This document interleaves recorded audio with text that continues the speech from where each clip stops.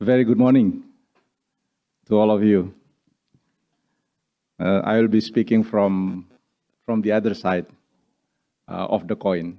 So if General Nipat and General Bambang Darmono spoke very much from the peace process, I'll be taking the other side, the prosperity side, based on my experience helping the Aceh and Nias community post tsunami operation. But first, when Professor Aisawa called me for that meeting, and I asked him why me. I was not very much involved, in the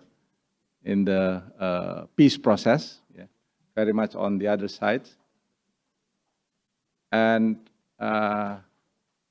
also, I feel I'm not the right person to speak if you want to connect the process of peace and prosperity.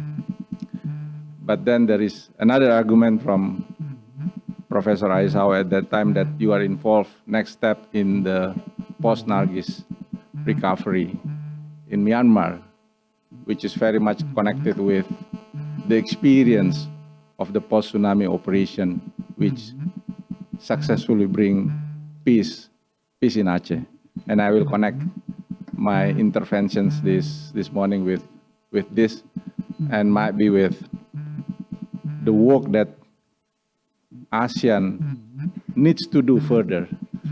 So trying to get the experience of two generals and try to see how the experience of Aceh process can benefit ASEAN in moving forward, ensuring the peace and prosperity in the region, which is currently becoming very, very relevant with so many geopolitical dynamics, disasters, and development issues in the region.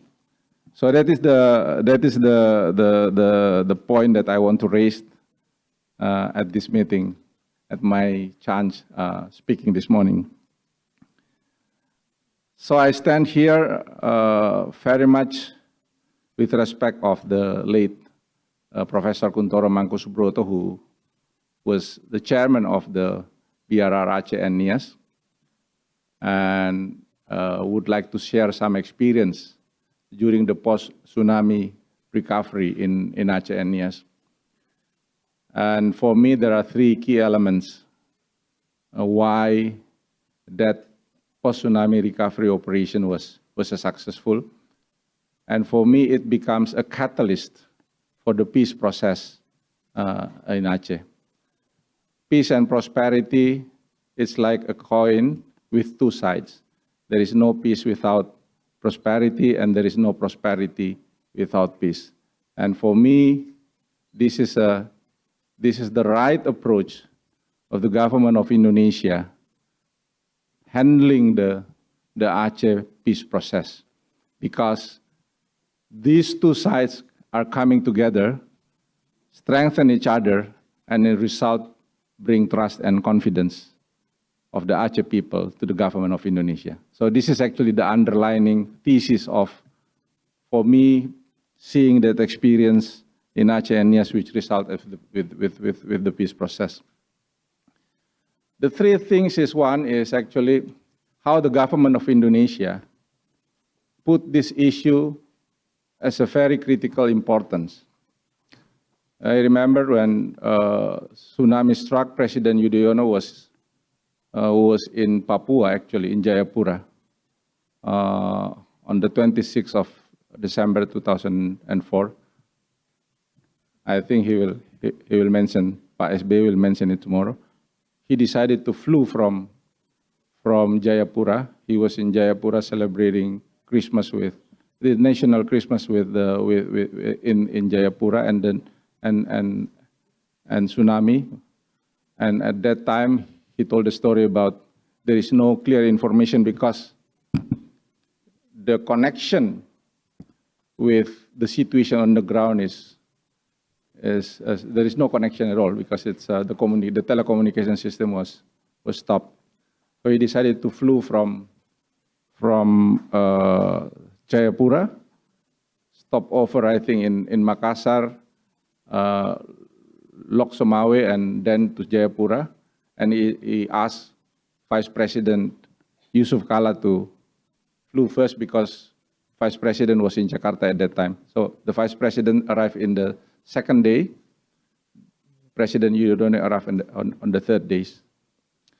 But this is demonstrate how the newly elected government, President Yudhoyono and Vice President Yusuf Kala, just in 2 months after being democratically elected, because that was the first democratic election, put this issue as the first priority issues to be solved. How the president and vice presidents, the leadership of the government in Indonesia put as the single priority to be solved. That relates to the international attention that came to Aceh. And I remember the first tsunami summit was held in Jakarta on the 6th of January. That was being prepared only less than 2 weeks to that. And a lot of international attention came because international support came that want to help this the disaster. And the first pledge was $4.5 billion coming from many countries at that time. It turns at the end of the operations, we are able to deliver $8 billion. So that was a very successful post-tsunami recovery operations in the world, and until now it's being recognized as one of the best recovery operation. But the key element of why this is a success is the trust. General Pak Bambang mentions a lot about this trust issue. The trust is being given by President Yudhoyono to Pak Kuntoro Mangkusubroto, who was in the discussions being elected as the head. Because the trust needs to come not just from the government, but from the international community. How will you deliver this $4 billion if you run the government? At that time, yeah, Indonesia was still being recognized as one of most corrupted country. We are not good in the governance of managing this. And this is the international money came. If there is no accountability and governance into the systems, how can you deliver this and how can you build trust of the international community? And the right decisions being made by the government of Indonesia is actually to set a special agency, so-called Badan Rehabilitasi and Rekonstruksi Aceh and Nias, and led by a trusted person who is being trusted by the president to lead this process. And that actually the very fundamental aspects on how the reconstruction process is going to be successful in this initiative for 4 years. The third element, and this is touch on the peace process, is how that time the agency decide, and this is I had directly, the discussion between President Yudhoyono and the late Dr. Kuntoro. He want to be based not in Jakarta, but in Banda Aceh. So trust building cannot be made in Jakarta. Trust building can only be made when you are being close with the people, and that the people of Aceh. So we flew after the launch of this agency on the 16th of April 2005 together to Aceh. And I remember without military on this, because then we will meet the team on the ground. What Pak Kuntoro mentioned at that time is actually we are not military. We come as civilians, and then the intention is to help the people. So come on the ground. Number one, the trust being developed is actually setting your team, a very professional team, no politics, and put them on the ground. We are setting 5 to 7 regional office, yeah. Malabo, Chalang, you put it, all the places that we operate. And to deliver, we create what's so-called Recovery Aceh NIAS database to monitor all the, we count more than 60 countries, more than 800 NGOs operating on that, and to monitor where the aids being delivered and to what forms, and that to be accountable by the end of the operation. So those are the thing that the Aceh recovery process has brought, and that's been the catalyst of the peace process. Because, again, I say, number one is how the perceptions, the concepts of the government of peace and prosperity should come together. The second one is actually you put the good leadership, and that good leadership, it not just happen at the central government level, at the level of Bapak Yudhoyono and Bapak Yusuf Kala, but also on the ground, represented by Dr. Kuntoro Mangkusubroto, and then his teams underneath operating very closely on this. And the third one, by the trust between the Aceh people and the recovery process. Because they were able to incorporate, being reminded that yesterday we have Tengku Kamaruzaman to speak here, who was an Acehnese, a free Aceh movement combatant, being adopted, being accommodated, and then becoming the Secretary General of the recovery process of Aceh and NIAS, and then the deputy of Aceh and NIAS. So we are being very close, including some of the picture of Pak Zakaria.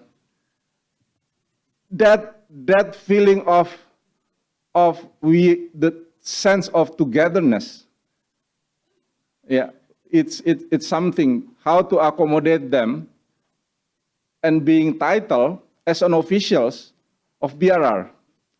So can you imagine an activist, a combatant of Gerakan Aceh Merdeka being accommodated in the very structure of the central government agency of Badan Rehabilitasi Rekonstruksi Aceh and NIAS. So this is the point that the trust building process, it can come if you really work together with the people. The trust comes from the people, and this is very much, I think Pak Umar Mamit will talk much about that process, that history. But it is very difficult at that time. People from outside imagine how we can be very close with Acehnese, so like a brother and sisters bringing together, and this is actually that make the process of rebuilding of Aceh and NIAS is a success. So the next point that I would like to make is actually after the peace process, after the peace accord, Helsinki Peace Accord, then in 2008, the Cyclone Nargis attacked Myanmar, and there was more than 140,000 people died. 7.5 million in Irrawaddy Delta was affected by Cyclone Nargis at that time. And I remember we are still during the operation, post-tsunami operation in Aceh and Nias at that time. ASEAN was asked to support that operation, but ASEAN has no capability on that. Myanmar government at that time reject the international aid, and the French foreign minister, the 5 days after the cyclone, and the country was closed because the regime did not allow, the government of Myanmar did not allow the international agencies or the international supports to come. They invoke in the International Security Councils the doctrine of right to protect, RTP. Something that never happened in the humanitarian disaster activities. The right to protect is normally used in the war situation. So that is challenge ASEAN to step up, because Myanmar is the ASEAN member states. The special ministers meeting was held in Singapore. At that time, the foreign minister of Singapore, because Singapore was the chair of ASEAN, Jochio, discussed with Indonesian foreign ministers, Minister Hassan Wirayuda, and pushed the Myanmar government to accept then what so-called being decided at the special minister meeting in Singapore at that time, ASEAN-led mechanism, ASEAN coordinating-led mechanism. And this is bringing me to the experience of Aceh. Because it's being stated during this, ASEAN needs to learn from Aceh.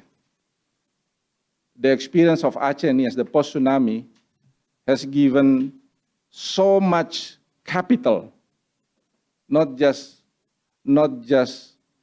political capital, but also professional capital, that ASEAN can do that for helping Myanmar. So, and the rest is the history. Then, because of Aceh, the post-recovery process was being mentioned many times and being documented. So the foreign ministers then called BRR, Secretary General of ASEAN, Dr. Surin Pitsuwan, the late Dr. Surin Pitsuwan, approached us and then want to learn from this process. Why and how peace process in Aceh can be realized while the country is also facing a great challenge with tsunami. And the discussions at that time, there was 2 weeks, the discussion that this is how you need to bring peace and prosperity together. Because at that time, Myanmar was in a difficult time. They did a referendum at that time, and there is a pressure from the international community that the government is only giving attention to the referendum and not to save the people. These people in the Delta Irrawaddy was 140 million. That number is huge. We never know. And the international aid was stopped at the front door when they want to get the involvement. So I came, we arrived in Yangon and follow, this is exactly the same that Indonesia government has been doing. With the experience of Aceh, we hold international summit in Yangon, attended by representative of the international community, and they also give pledge. Give pledge, not at the number for sure like tsunami, but there is a significant pledge being held. And underneath the ASEAN-led mechanisms, we set the ASEAN Humanitarian Task Force, and the mechanism is actually, we call it tripartite core group. Exactly, the Aceh mechanism. The tripartite core group consisting of the government of Myanmar, the ASEAN, and the United Nations. So 3 come together. We set an office in Yangon, and I was asked to operationalize this process in Yangon. So I moved from Jakarta to Yangon, set an office in Yangon, and do a coordination with the government of Myanmar, Prime Minister Thein Sein at that time, with the UN, my UN counterpart, and then we set the coordination, and that mechanism facilitate the coming of the international aid to Myanmar. So for 2 years, we are on the ground, working on building trust and confidence. The same mechanisms, like when I sat in Aceh, and NIAS was actually to set the regional office. So at that time, I sat in Myanmar. This is the operation from 2008, 2011. I set 4 regional offices in some of the most difficult part of Myanmar. And we deployed the UN and the ASEAN recovery activists together and facilitate all the, and bring some of the, because in 2009, the mandate end, so we can move some of the resources, some of the networks that we have been deployed in Aceh and NIAS to Myanmar.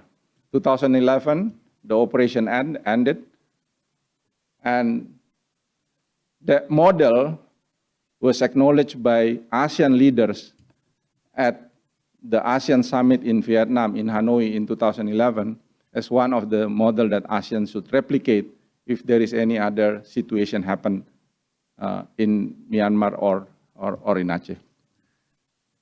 So that lessons might not, but this is, I think, it's a very important recollection as we celebrate 20 years of Aceh peace process. But my point is, there is a very strong connection between Aceh and Myanmar.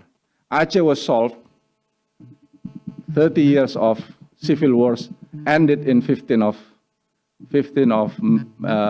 August 2005. Yeah. Myanmar still struggle until today. So my next question is actually, what do we need to do? The region, ASEAN, or members countries of ASEAN requires a mechanisms. Today, as we reflect of the success of the operation in Aceh, the peace process agreement, I think we all need to reflect or to provide some kind of framework on how we move together and seeing how to solve the many conflict situations, the peace and disasters in Myanmar and other part of the region. And I think, if I may step a bit beyond this, I think ASEAN needs a model. ASEAN today, again, my personal opinion is very much, they have the ASEAN way. It's very much a consensus-based organization with very little influence on solving the real conflict and the real disasters on the ground. Something that we might learn from this Aceh experience. We need General Darmono to set the mechanisms, operationalizing this, and try to bring those kind of things on solve the problem. Today we have these big issues in Myanmar, and I think we failed to deliver that capability. We have to reconnect again that experience with this, the process that actually 20 years ago we are able to be successfully done in Aceh. 20 years after that, we still have the same problem in Myanmar. So I have this is the thing end of my reflections, but we still have many things to do, and I hope the 20 years anniversary of peace process can become another reflection for how to strengthen the regional cooperation in ASEAN as the challenge becoming bigger and bigger. Thank you very much.